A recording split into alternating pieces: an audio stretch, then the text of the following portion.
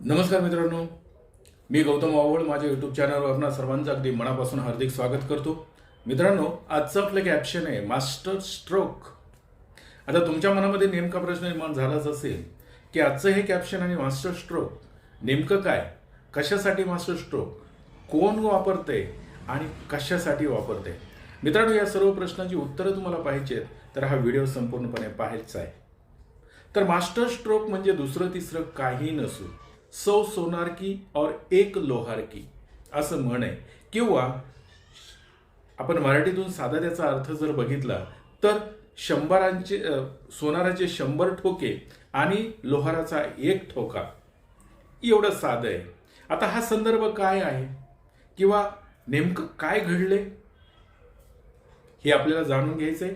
तर मित्रांनो, झालंय असं की मुंबई येथे शिवाजी पार्कवर रविवार दिनांक 17 मार्च 2024ला राहुल गांधीच्या भारत जोडो न्याययात्रेचा समारोप झाला आणि ह्या समारोपाला देशभरामधून इंडिया अलायन्समध्ये आलेले सर्व पक्षाचे अध्यक्ष त्या ठिकाणी उपस्थित राहिले.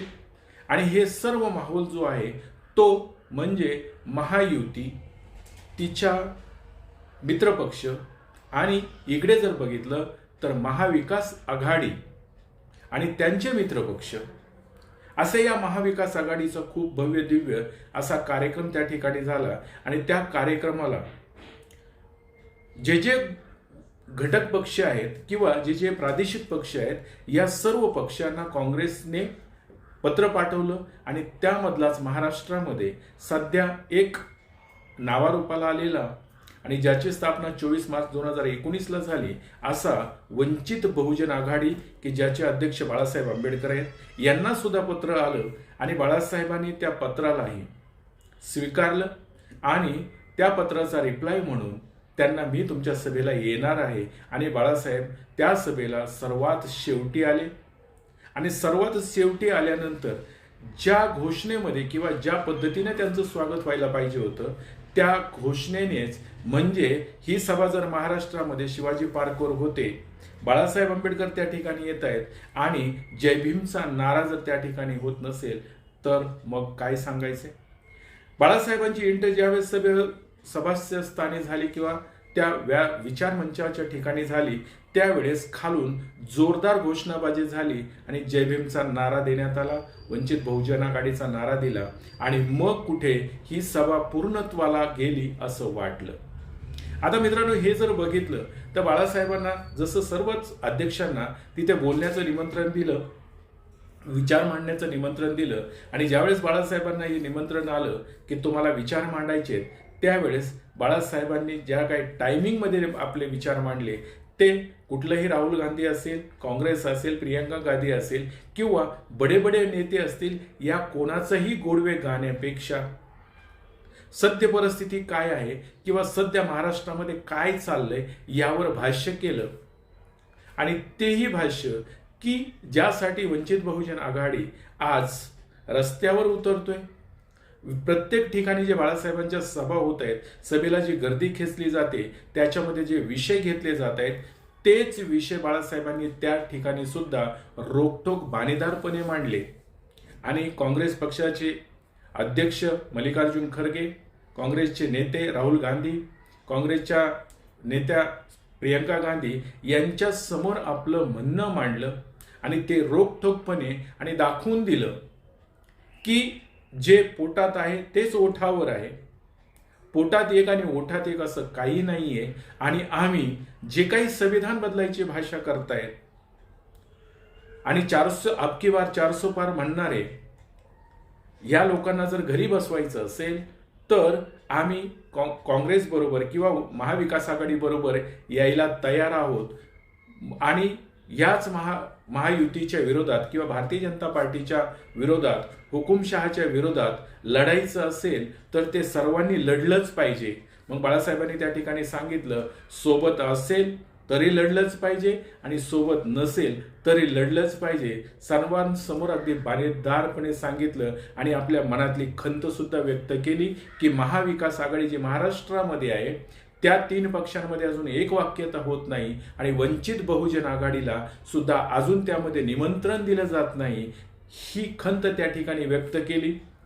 त्यावेळेस मल्लिकार्जुन खरगे यांचं हस्तांदोलन झालं, राहुल गांधी आहेत यांचं सुद्धा हस्तांदोलन झालं, बातचीत झाली, परंतु त्या ठिकाणी काही ज्या गोष्टी बोलता आल्या नाहीत त्या गोष्टी त्यांनी बोलायचा प्रयत्न केला. आणि बाळासाहेबांनी आज त्यांना जी काही परिस्थिती महाराष्ट्रामध्ये ऍक्च्युअल आहे ती सांगण्याचा प्रयत्न केला की अजूनही महाविकास आघाडीमध्ये जागा वाटप होत नाहीये, इकडे निवडणुका डिक्लेअर झालेल्या आहेत आणि मग अशा परिस्थितीमध्ये की महाराष्ट्रामध्ये काय होणार आहे.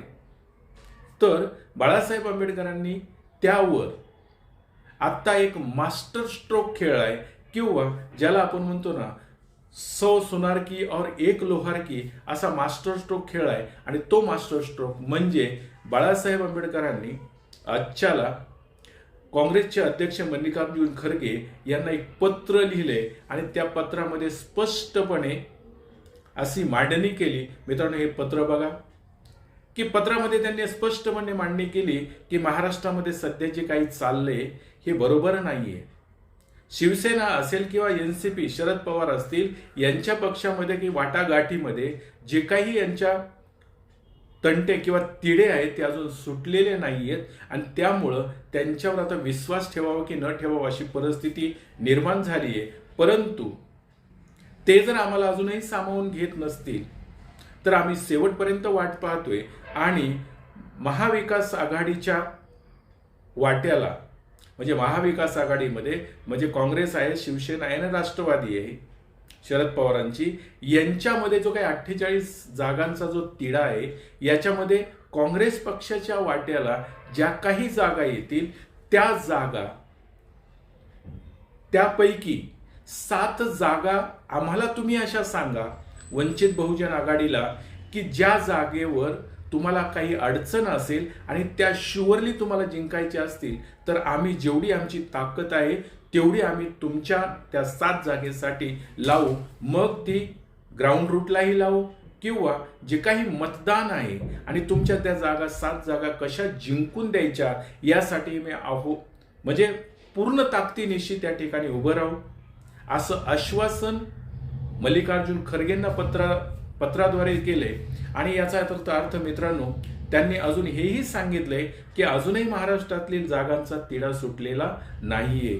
महाराष्ट्रामध्ये जी काही महाविकास आघाडी आहे याच्यामध्ये जो तिढा आहे जागेंचा हा सुटला किंवा आम्हाला बैठकाला बोलवलं तर शेवटच्या क्षणापर्यंत आम्ही त्याची वाट पाहतोय की आम्हाला महाविकास आघाडीमध्ये बोलवलं जाईल म्हणून.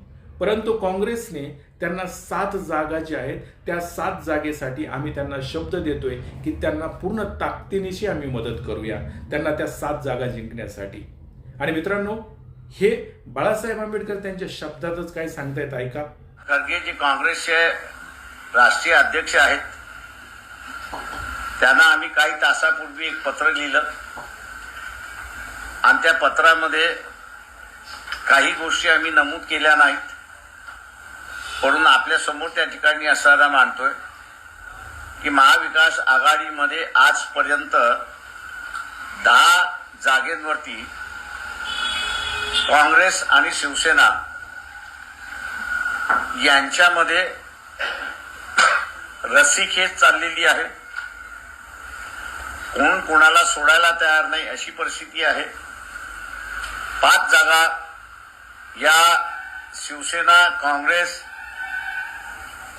आणि एनसीपी यांच्यामध्ये रस्सीखेच चाललेली आहे, त्यांनी सोडलेल्या नाही. अशा या परिस्थितीमध्ये लोकसभेच्या निवडणुका जाहीर झालेल्या आहेत. या जाहीर झालेल्या निवडणुकीच्या पार्श्वभूमीवरती पक्षाने असणारी भूमिका ही घेतली की आपण महाविकास आघाडीतल्या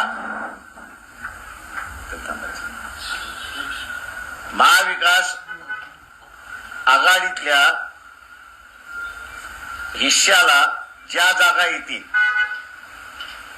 त्या जागेपैकी 7 जागा काँग्रेस पक्षाने आम्हाला कम्युनिकेट करावं की आमच्या मदतीने ती जिंकू शकतात. त्या 7 जागेमध्ये, त्या 7 मतदारसंघामध्ये वंचित बहुजन आघाडी त्यांना पाठिंबा देईल अशी परिस्थिती आहे.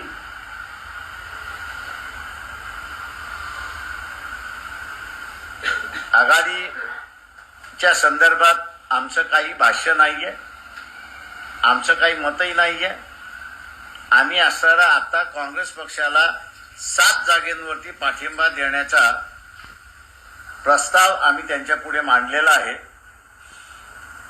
त्या 7 जागा कुठल्या ते त्यांनी ठरवावं. ऐकलं तर विषय असा इथे येतोय की अगोदर तर इथे शिवसेनेची, राष्ट्रवादीची ही जागा वाटपाचा तिढा सुटत नाहीये, म्हणून यांच्या नुसत्या बैठकावर बैठका चालू आहेत.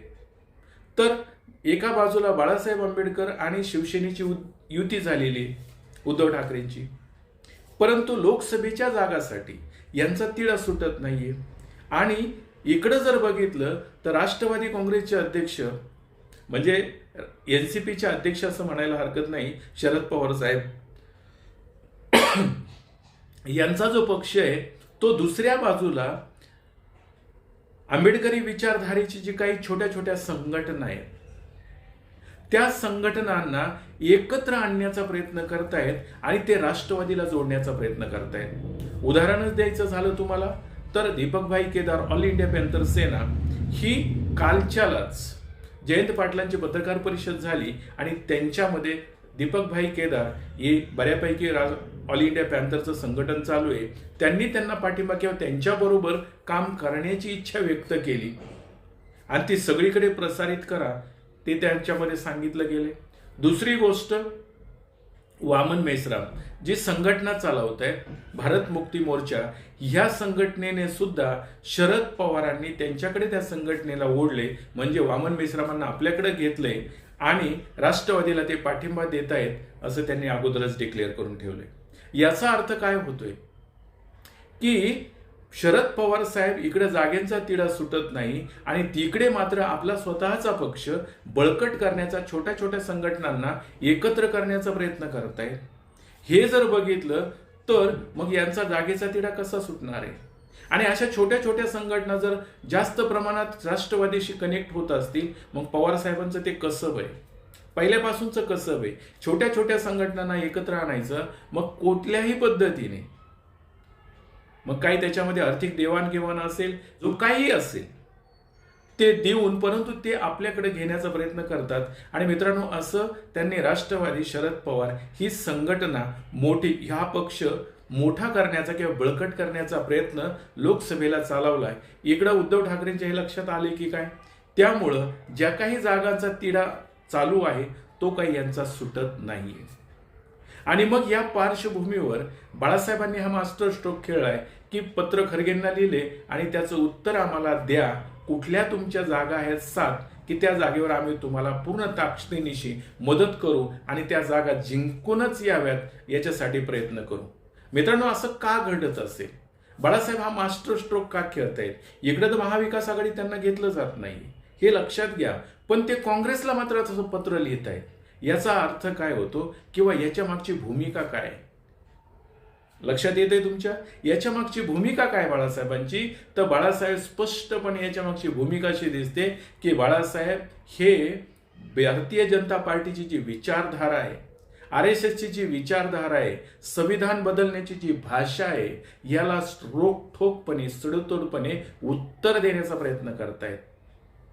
आणि इकडे महाराष्ट्रामध्ये बघितलं तर राष्ट्रवादी काँग्रेस पक्ष, जे शरद पवारांचा पक्ष आहे, त्याला जर उद्याच्याला लोकसभेमध्ये जर कमी जागा किंवा जास्त जागा मिळाल्या असं आपण धरून चालू, त्या मिळणार तर नाही आहेत हे समजून चाला. कारण महाराष्ट्राची सध्याची परिस्थिती, मराठा समाजाचं आरक्षण आहे, ओबीसीचं आरक्षण चाललंय, SCचा प्रश्न आहे, STचा प्रश्न आहे, सगळ्या लोकांचे प्रश्न आहेत. त्यामुळं संभ्रमात आहेत पवार साहेब. त्यामुळं तर आपलं संघटन वेगळ्या पद्धतीनं स्ट्रॉंग करण्याचा प्रयत्न करतायत आणि इकडे जागाचा तिढा मात्र जसाच्या तसा ठेवतायत. ही जर परिस्थिती बघितली तर पवार साहेबांच्या जर जागा कमी पडल्या किंवा जो काही भारतीय जनता पार्टी आहे यांना जर केंद्र सरकार बनवण्यासाठी बाय द वे कमी जागा थोड्याफार झाल्या की ज्याची मदत पवार साहेबांनी त्यांना करावी असं जर ठरलं किंवा असं जर परिस्थिती निर्माण झाली तर पवार कुठल्याही क्षणी त्यांना पाठिंबा देऊ शकतात. हे स्वप्न नाहीये, सत्य आहे. मागे ऐकलंच असेल तुम्ही महाराष्ट्रामध्ये की ज्यावेळेस शिवसेना आणि भारतीय जनता पार्टी एकत्र होते त्यावेळेस पवार साहेबांनी बाहेरून आम्ही बीजेपीला पाठिंबा देतो सुरुवातीलाच डिक्लेअर केलं, त्यामुळे शिवसेनेने त्यांचं गठबंधन झालं, ते एकत्र राहिले. म्हणजे पवार साहेब राजकारणासाठी काहीही करू शकतात, हे अगदी काळ्या दगडावरची पांढरी रेघ आहे. आणि मग इकडे जर शिवसेनेचा जर विषय घेतला तुम्ही दुसऱ्या नंबरला, तर शिवसेना काय करणार आहे? शिवसेने तर त्यांच्याबरोबर अगोदर सत्ता भोगलेलीच आहे. त्यामुळं जर चान्स आलाच की तुम्ही सत्तेत नका पण आम्हाला सत्ता चालवण्यासाठी केंद्रात खासदारांची मदत द्या, तर बाहेरून का होईना पाठिंबा देऊ शकतात. कारण राजकारणामध्ये, बेरजेच्या राजकारणामध्ये काहीही होऊ शकतं. कारण आत्ता सध्या ह्यांना एकमेकाला हिस्से मिळत नाहीयेत म्हणून हे एकमेकाच्या विरोधात गेलेत, अन्यथा विचारधारा एकच आहे. आणि सत्तेसाठी किंवा केंद्रामध्ये जर टेकू देण्यासाठी एखाद्या दोन्ही पक्षाची जर गरज पडली, राष्ट्रवादी असेल किंवा शिवसेना असेल, तर हे त्यांना देऊही शकतात, ही शक्यता आहे. मग राहिला तिसरा पक्ष जो काँग्रेस पक्ष आहे, की काँग्रेस पक्षाने ना महाराष्ट्रामध्ये असा कुठला प्रयत्न केला किंवा महाराष्ट्रातील त्यांच्या नेत्याने भारतीय जनता पार्टीला सपोर्ट करण्याचा, सरकार बनवण्यासाठी प्रयत्न केला. कारण काँग्रेस हा एकमेव असा पक्ष आहे केंद्रामध्ये की जो भारतीय जनता पार्टीच्या विरोधात आहे. आणि तो एकमेव मूळ पक्ष आहे की जो भारतीय जनता पार्टीला कधी मिळूच शकत नाही. कारण तो सत्तेत असेल तर सत्तेत राहील, विरोधी असेल तर विरोधात राहील. पण ह्या बाकीच्यांचं सांगता येत नाही, याने ह्या बाकीच्यांवर विश्वासही ठेवता येत नाही. कारण राजकारणामध्ये कोणावरही विश्वास ठेवायचा नसतो. कारण राजकारणात असं म्हटलंय की बापावरही विश्वास ठेवायचा नसतो. आणि मग ह्यांची तर मागची जर यांचा इतिहास बघितला तर एकाने सत्ता भोगलेली आहे, तर एक पाहिजे त्या वेळेला त्यांच्याबरोबर सत्ता स्थापन करण्याचा प्रयत्न करतोय, पाहिजे त्यावेळेला बाहेरून पाठिंबा देण्याचा प्रयत्न करतोय, किंवा त्या मीडियामध्ये बातम्याही येत आहेत तशा. ही सर्व परिस्थिती बघितली तर बाळासाहेबांनी हा जो काही खेळ खेळलाय, मल्लिकार्जुन खरगेंना सांगितलंय, काहीही झालं तरी काँग्रेसची विश्वासार्हता जाता कामा नये. आम्हाला तुम्ही तुमच्या साथ कोणत्याही जागा द्या की ज्या ठिकाणी आम्ही तुम्हाला मदत करू. कारण काँग्रेस पक्ष हाच भारतीय जनता पार्टीचा विरोधक खरा आहे किंवा भारतीय जनता पार्टीला टक्कर देऊ शकतो. म्हणजे उद्याच्याला जागा कमी आल्या तरी विरोधात लढू शकतो. परंतु ह्या बाकीच्यांची काही सांगता येत नाही काय करतील ते, त्यांच्यावर विश्वास नाहीये. कारण महाराष्ट्रामध्ये इलेक्शन डिक्लेअर झालेत आता तरी यांचा जागेचा तिढा सुटत नाहीये. म्हणून बाळासाहेबांनी मित्रांनो हा मास्टर स्ट्रोक खेळलाय. आणि इकडं वंचित बहुजन आघाडीला 4 जागा देण्याचा प्रस्ताव देत आहेत, ते संजय राऊत देत आहेत. बाकी राष्ट्रवादीचं कुणी काही बोलत नाही, काँग्रेसवाले काही बोलत नाहीत महाराष्ट्रातले. परंतु याचसाठी ही सगळी परिस्थिती दाखवण्यासाठी बाळासाहेबांनी हा मास्टर स्ट्रोक खेळलाय. म्हणजे सोनाराचे 100 फटके आणि लोहाराचा 1 फटका असा बाळासाहेबांनी मास्टर स्ट्रोक खेळून खरगेंना पत्र लिहिले. त्या पत्राचं उत्तर काय येतंय माहीत नाही. परंतु काँग्रेस ही जिवंत राहिली पाहिजे. कारण काँग्रेस ही काहीही झालं तरी विरोधक आहे. कोणाची? तर भारतीय जनता पार्टीची. मग ती विरोधात असेल तर विरोधात बसेल, पण त्यांना मिळणार नाही किंवा त्यांना सपोर्टही करणार नाही ही खात्री असल्यामुळं बाळासाहेबांनी हा मास्टर स्ट्रोक खेळलाय. आणि मित्रांनो, बाळासाहेबांनी जी भूमिका घेतली, जे मांडले, ते योग्य की अयोग्य? मला वाटतंय की बाळासाहेबांनी जो हा मास्टर स्ट्रोक खेळलाय तो सगळ्यांचं पितळही उघडं करतोय. आणि स्वतःची भूमिका म्हणजे बाळासाहेबांची जी स्वतःची भूमिका आहे ही भारतीय जनता पार्टीच्या विरोधी, ती सुद्धा त्यातून स्पष्टपणे दिसून येते. आणि हे स्पष्ट करण्यासाठी बाळासाहेबांनी हा मास्टर स्ट्रोक खेळलाय. आणि स्वतः परिस्थिती जी आहे वस्तुस्थिती परिस्थिती ती दाखवण्याचा प्रयत्न केलाय, हे माझं मत आहे. तुमचं मत काय आहे? माझ्या मताशी सहमत असाल तर हा व्हिडिओ नक्की लाईक शेअर सबस्क्राईब करा. एवढं बोलतो, थांबतो. धन्यवाद.